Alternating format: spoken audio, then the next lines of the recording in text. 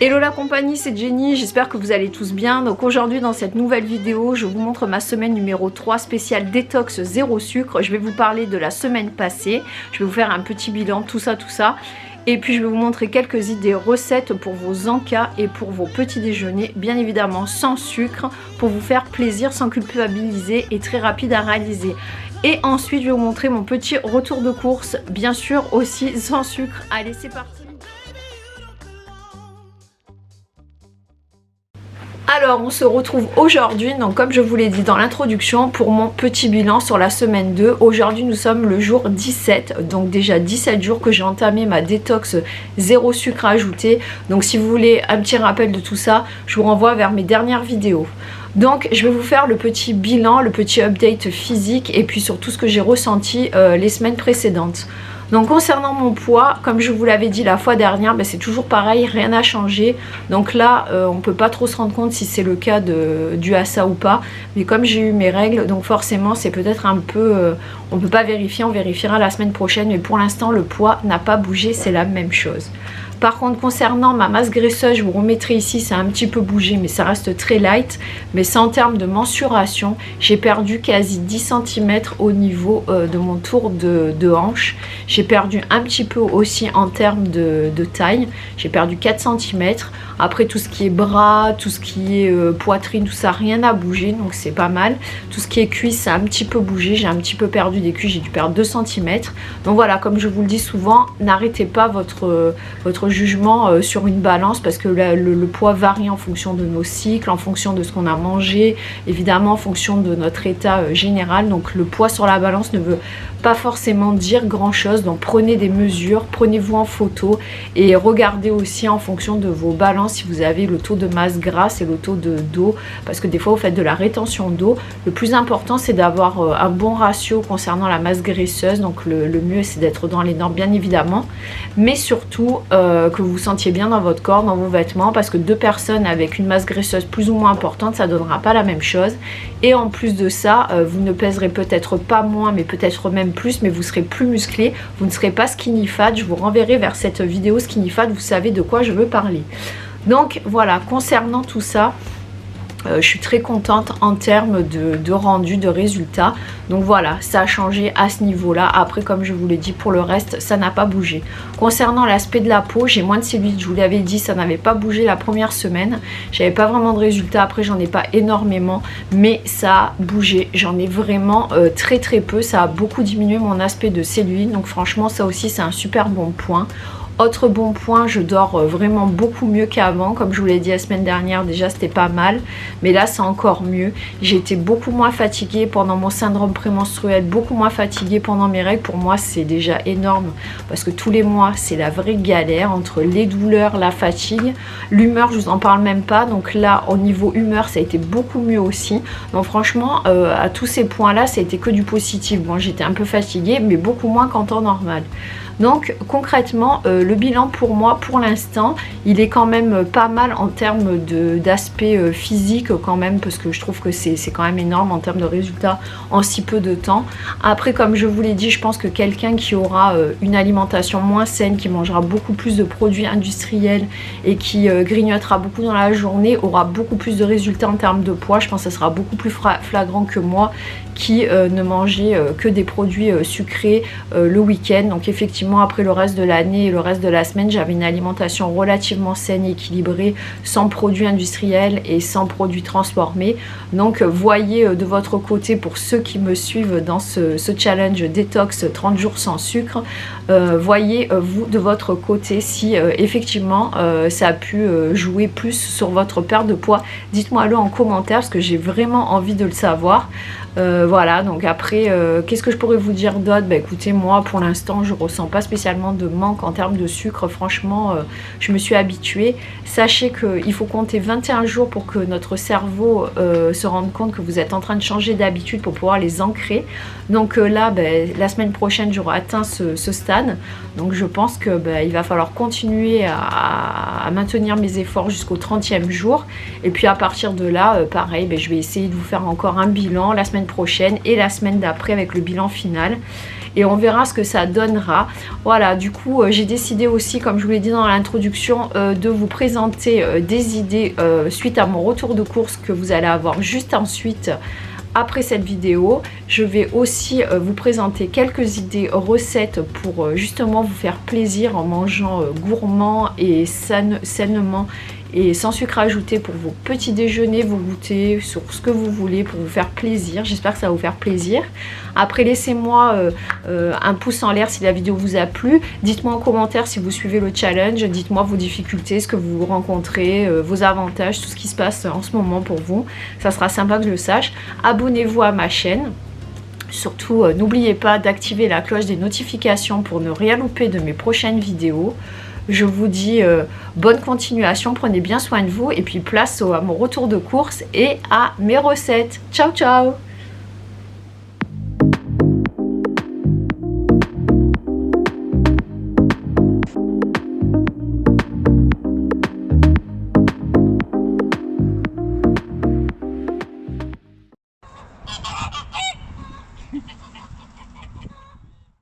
Alors je vais vous montrer un peu ce que j'ai pris. Donc j'ai pris 2 barquettes de fraises.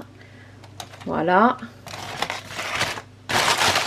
Que je prends à chaque fois quand c'est la saison, bien évidemment. Bon, l'autre est un peu entamé parce que j'en ai consommé un peu tout à l'heure dans la recette que je vous ai montrée pour ceux qui ont regardé ma recette de pancake.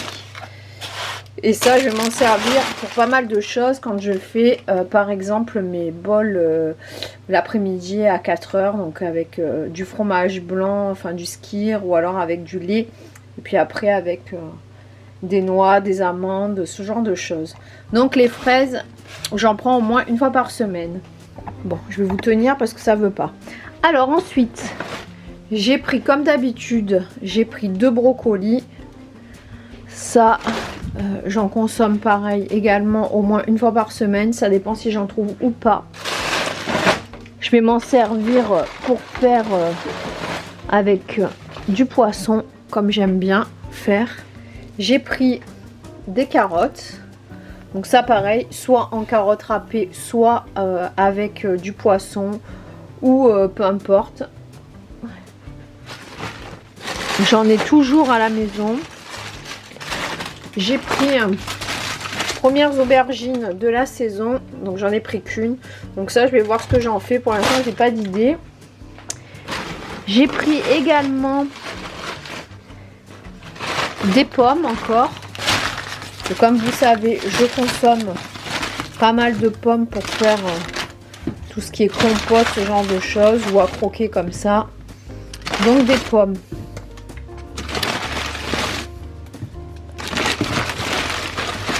Comme ça, je vous montre un peu tout ce que j'ai pris. Comme ça, vous donnez un ordre d'idée en termes de prix. J'ai pris également... qu'est-ce que j'ai pris d'autre? Des pommes de terre.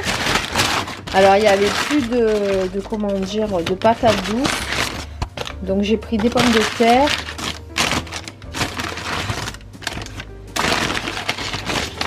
Alors, il me reste encore des épinards au frais, donc j'en ai pas racheté. J'ai pris également, pareil, les premières courgettes de la saison qui sont ici. Comme vous voyez. J'ai pris les premières courgettes de la saison. Ne me frappez pas, c'est du local. Tout vient de chez moi, de mon village. J'ai pris également des kiwis. Et vous savez que ça, j'en consomme pareil très régulièrement. J'ai pris les kiwis. Vous voyez, ça fait quand même pas mal de choses. J'ai pris également une betterave que je n'ai pas là. Et voilà, et je vais vous dire pour combien j'en ai eu pour tout ça. J'en ai eu exactement pour, je sais pas si ça va faire le zoom, 26,63 €. Donc c'est quand même pas mal et il y a quand même pas mal de choses. Donc voilà en gros ce que j'ai pris, sachant qu'il me reste encore des bananes, des oranges, de la salade verte, des œufs. Et puis bien évidemment tout ce qui est pâtes, riz, lentilles, légumineuses, ce genre de choses. Après du poisson et des œufs. Voilà pour mon retour de course. Hello la compagnie, c'est Jenny, j'espère que vous allez tous bien. Donc regardez pas ma tête de folle, c'est parce que je suis en train de me lever. Donc j'ai décidé de vous faire une vidéo. On est le jour numéro 9 aujourd'hui et c'est samedi, donc j'avais envie de vous montrer comment faire votre lait d'avoine et surtout comment vous servir de tout ce qui est résidu, donc okara, pour faire des petits gâteaux non sucrés et gourmands. Allez, c'est parti. Alors je vais vous poser là. Alors comme vous voyez, il va pas vous falloir grand chose. Il va vous falloir uniquement des flocons d'avoine, comme ceci, 100 grammes. Je vous listerai tout pour les proportions en barre d'infos. Il vous faudra une pincée de sel et 1 litre d'eau. Ou pour ceux qui ont de l'eau justement du robinet filtré ou ce genre de choses. Enfin moi je préfère mettre de l'eau minérale. Donc voilà. Et après il vous faudra un mixeur. Donc c'est tout simple. Après un mixeur puissant ou alors si vous n'en avez pas, vous pouvez utiliser un mixeur plongeant, ça fonctionne aussi. Donc l'avantage c'est que ça va rien vous coûter en termes de prix parce que les 100 grammes de flocons d'avoine ça coûte rien et vous aurez toujours du lait maison à disposition. Voilà. L'avantage c'est que vous allez pouvoir vous en servir pour faire pas mal de choses et du coup ça sera sans sucre ajouté. Il vous faut donc mettre 1 litre d'eau avec. Je rajoute 1 litre d'eau à l'intérieur. Alors pour moi ça sera tout avec la pincée de sel que je vais rajouter. Pour ceux qui souhaitent, vous pouvez aussi rajouter une pincée de sel. Vous pouvez très bien rajouter du coup un édulcorant, de la vanille liquide, enfin quelque chose qui n'est pas riche en sucre. Forcément, à vous de voir. Moi, je ne mets rien. Je vais le faire tel quel. Donc, on va voir ce que ça donne. Et c'est parti pour mixer. On va voir, on va pas trop mixer longtemps. Alors voilà ce que ça donne au bout d'une minute de mixage. Donc faites attention suivant le mixeur que vous avez de ne pas le faire trop chauffer. Donc faites des pauses. Moi j'ai un Thermomix donc ça a été très rapide. En une minute c'est bon. Ensuite il va vous falloir pour filtrer.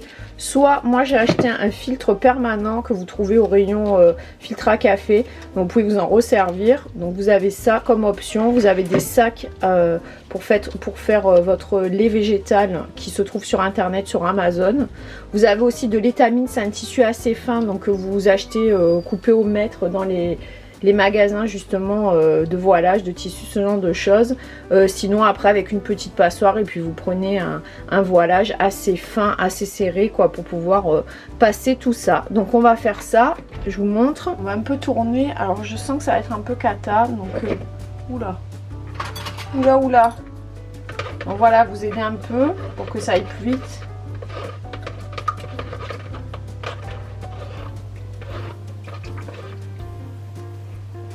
Ça va vous permettre de récupérer tout ce qui est okara. Et nous, c'est ce qu'on veut pour justement notre recette suivante, c'est-à-dire pour nos petits gâteaux moelleux, parce que c'est très riche en fibres. Et ça va vous permettre de rendre vos gâteaux moelleux. Et rien ne se perd, du coup, vous voyez, donc c'est vraiment économique et rentable de faire son lait à la maison. Vous pouvez tout à fait le faire avec du lait d'amande, le lait que vous voulez. Mais celui-là a l'avantage d'être très économique et vous n'avez pas besoin de le faire tremper avant pour pouvoir extraire le lait. Alors, voilà ce que ça donne. Donc vous voyez, ça fait une sorte de pâte. Donc c'est ça l'okara. Donc c'est ce qui va nous servir pour nos gâteaux et c'est riche en fibres. C'est plein de bonnes choses. Donc il faut surtout pas le jeter. Ça va rendre du moelleux à nos gâteaux. Alors du coup comme vous voyez moi j'ai fini par la passoire parce que je me suis bien fait chier avec le petit filtre permanent. Je pense qu'avec de l'étamine comme je vous l'ai dit ou alors des sacs à lait végétaux je pense que ça doit être plus simple parce que vous pouvez justement après écraser le sac donc ce serait peut-être plus simple pour extraire. Donc moi j'ai fait comme ça marche tout aussi bien. Donc voilà pour l'astuce, à vous de voir ce que vous allez faire. Et ce lait après vous pouvez le garder du coup au frigo dans une bouteille hermétique. Nous on va s'en servir pour nos recettes mais bon après ça se garde au frigo quelques jours. Alors il va falloir tout mélanger, c'est simple hein. On va ajouter donc l'okara. Vous voyez ça fait cette pâte. Donc ça c'est tout l'okara qu'on avait dans notre plat de tout à l'heure. Je vais rajouter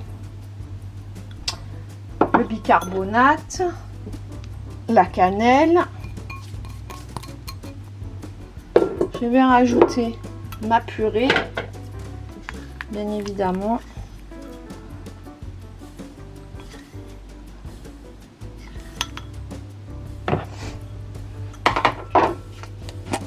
Ma pincée de sel, pas oublier.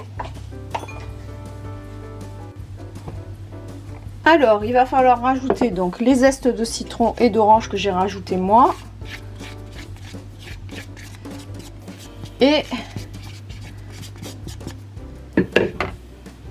ce que j'ai fait au mixeur, c'est-à-dire les, je sais pas si vous voyez, j'ai mixé des amandes que je vais rajouter. Parce que moi, j'ai pas voulu mettre de chocolat ni de sucre, mais après, encore une fois, vous voyez ce que vous mettez en fonction de vos goûts. Là, c'est les alternatives sans sucre. Comment vous pouvez faire? Bon, après ça, c'est vous qui verrez en fonction de vos goûts. Voilà.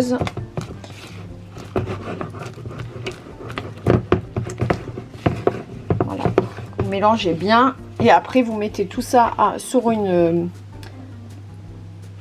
plaque de cuisson qui va au four avec du papier sulfurisé à 180 degrés. Bon, c'est un peu liquide, mais bon, c'est pas grave. Donc moi, je prends une cuillère à glace. Je trouve que c'est beaucoup plus pratique. Bon, ça va s'étaler quoi qu'il en soit. Après, ça dépendra de la taille que vous voulez pour chaque gâteau. Personnellement, je trouve que cette dimension, c'est très bien. À vous de voir ensuite. Donc, mon four est en train de chauffer à 180 degrés. Et ça va partir pour 10-12 minutes environ.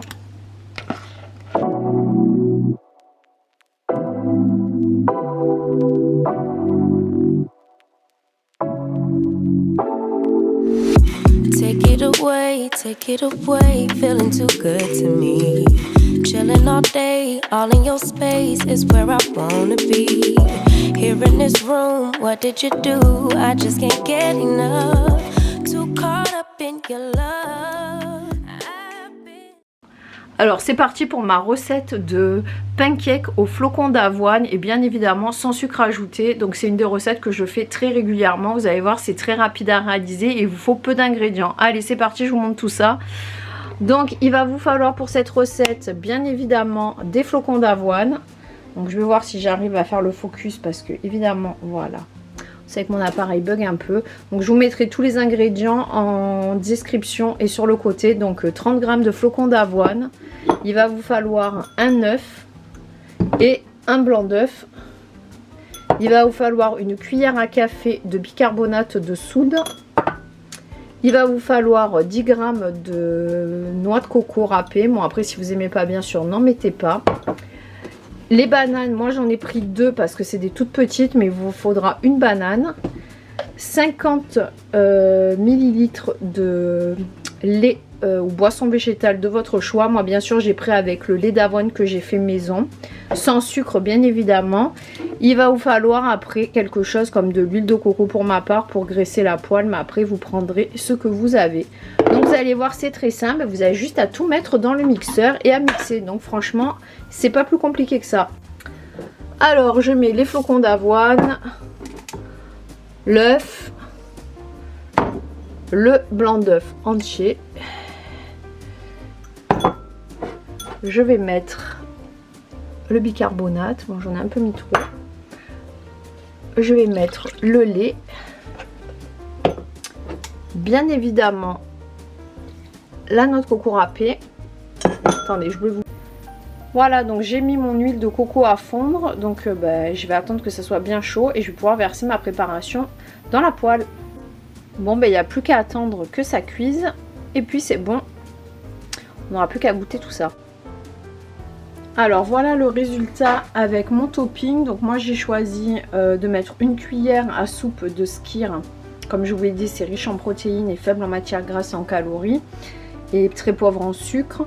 J'ai rajouté un petit peu de noix de pécan, un petit peu d'amande, une poignée environ. J'ai rajouté des fraises, que c'est la saison, je viens de les acheter tout à l'heure. Et puis après j'ai rajouté ma pâte à tartiner de noisettes griller sans sucre ajouté, bien évidemment, notre nocciolata. Voilà, un filet et je vais me régaler. Voilà, j'espère que la vidéo vous aura plu et que cette recette aussi. Vous m'en direz des nouvelles, dites-moi en commentaire si ça vous a plu. Et puis comme ça, on pourra partager ensemble nos recettes. Alors dites-moi si vous avez testé la recette, c'est franchement une tuerie. Comme quoi on peut se faire plaisir sans manger de sucre. Franchement, trop bon. Pour cette nouvelle recette, je vais vous présenter la compote de pommes banane. Donc c'est très simple à réaliser, très rapide. Il ne vous faudra pas grand chose, il vous faudra 2 bananes. Moi j'ai pris les 2 bananes qui étaient en train de faire la gueule dans mon bol à fruits. Et il va vous falloir 6 pommes. Donc vous prenez les pommes de votre choix. Bon là, sachant que c'est la fin, donc moi j'ai pris à côté de chez moi des pommes comme celle-ci. Mais elles sont toutes petites. Donc vous en prenez 6. Et moi pour aromatiser, je vais mettre de la cannelle. Donc je vais mettre environ une cuillère à café. À vous de voir en fonction de vos goûts. Vous pouvez mettre de l'extrait de vanille. Après à vous de voir en fonction du sucre aussi. Bon là il n'y en aura pas. Voilà, donc pour l'instant je vais couper tous mes fruits. Et je vous montre tout ça. Alors déjà, je vais mettre donc mes 2 bananes bien fatiguées dans mon bol de mixeur. Donc moi j'ai un Thermomix, mais ça marche avec n'importe quel appareil qui est chauffant. Sinon après vous faites ça à la casserole, ça marche tout aussi bien. Je vais couper mes pommes. Alors voilà, les pommes sont cuites. Du coup maintenant on va régler 30 secondes vitesse 8 pour parfaire tout ça, pour mixer. Après, à vous de voir en fonction de la grosseur de vos pommes, justement, s'il faut cuire plus longtemps. Et voilà ce que ça donne. Il n'y a plus qu'à attendre que ça refroidisse et déguster. Et voilà ce que ça donne. Voilà, on va pouvoir se régaler avec une bonne compote sans sucre. Régalez-vous bien. Une tuerie.